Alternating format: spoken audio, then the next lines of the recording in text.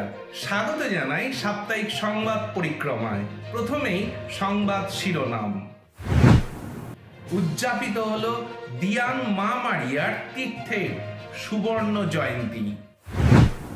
বনপাড়া লুর্দের রানী মা মারিয়ার ধর্মপল্লীতে অনুষ্ঠিত হল ধর্মপল্লী প্রতিপালিকার পর্ব দিবস। নবাই বটতলা ধর্মপল্লীতে অনুষ্ঠিত হল মধ্য ভিকারিয়ায় আহ্বান বিষয়ক seminar. Radio Veritas Asia, the voice of Asian Christianity. Radio Veritas Asia mobile app offers services in English and 21 Asian languages. Download the Radio Veritas Asia app. To get more videos from Radio Veritas Asia, comment, like, and share.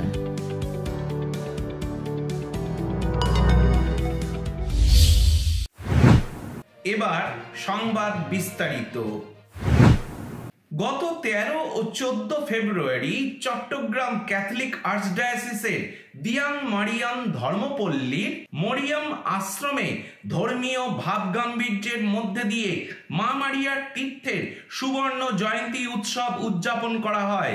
এই বছর মা মারিয়ার তীর্থ উৎসবের মূল সুর ছিল মেষপালকের অনুগ্রহে মা মারিয়ার সাথে আনন্দ যাত্রা।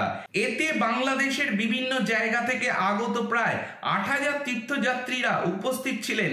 পবিত্র খ্রিস্টজাগ উৎসর্গ করেন চট্টগ্রাম ক্যাথলিক আর্চডায়াসিসের archbishop Subrata Lawrence Howlader CSC.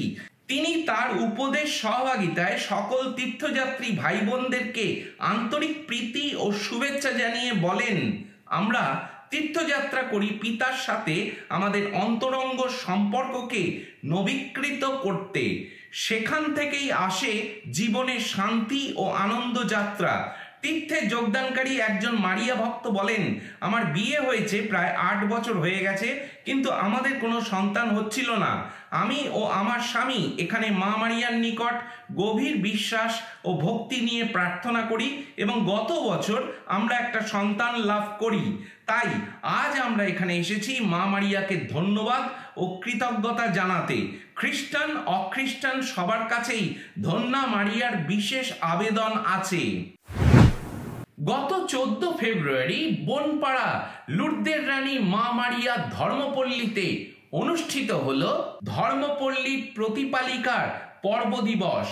9 দিনের আধ্যাত্মিক প্রস্তুতির পর ধর্মপল্লী প্রতিপালিকার পর্ব দিবস উদযাপন করা হয়। এই পর্বীয় খ্রিস্টজাগে পৌরোহিত্য করেন দিনাজপুর ধর্মপ্রদেশের বিশপ সেবাস্টিয়ান টুডু। এছাড়া ফাদার সিস্টার এবং উল্লেখযোগ্য সংখ্যক স্থানীয় এবং পার্শ্ববর্তী ধর্মপল্লীর খ্রিস্ট ভক্তগণ খ্রিস্টজাগে অংশগ্রহণ করেন। খ্রিস্ট ভক্তগণ 9 দিনের নভেনা খ্রিস্টজাগে অংশগ্রহণের মধ্যে দিয়ে আধ্যাত্মিক ও বাহ্যিক প্রস্তুতি গ্রহণ করেন। পর্বীয় খ্রিস্টজাগে উপদেশ বাণীতে বিশপ সেবাস্টিয়ান টুডু বলেন, দূর দূরান্ত থেকে আমরা আমাদের ধন্যবাদ ও মানত নিবেদন করতে এখানে এসেছি। মা মারিয়া সাধ্বী বার্নাডেটকে দর্শন দিয়েছিলেন, আর এর মধ্যে দিয়ে তিনি প্রকাশ করেন যে ঈশ্বর ও মা মারিয়া আমাদের সাথে আছেন। এই পর্বে যোগদানকারী মিলন রোজারিও বলেন, 2 বছর যাবৎ আমি যোগদান করে আসছি।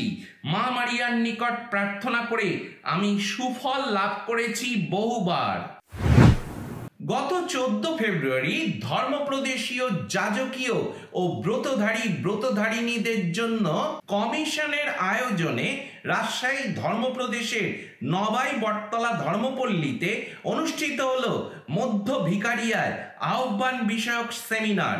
এই আহ্বান বিষয়ক সেমিনারের মূল সুর ছিল যিশুর আহ্বান, আমি তোমাকে করে তুলব মানুষ ধরার জেলে।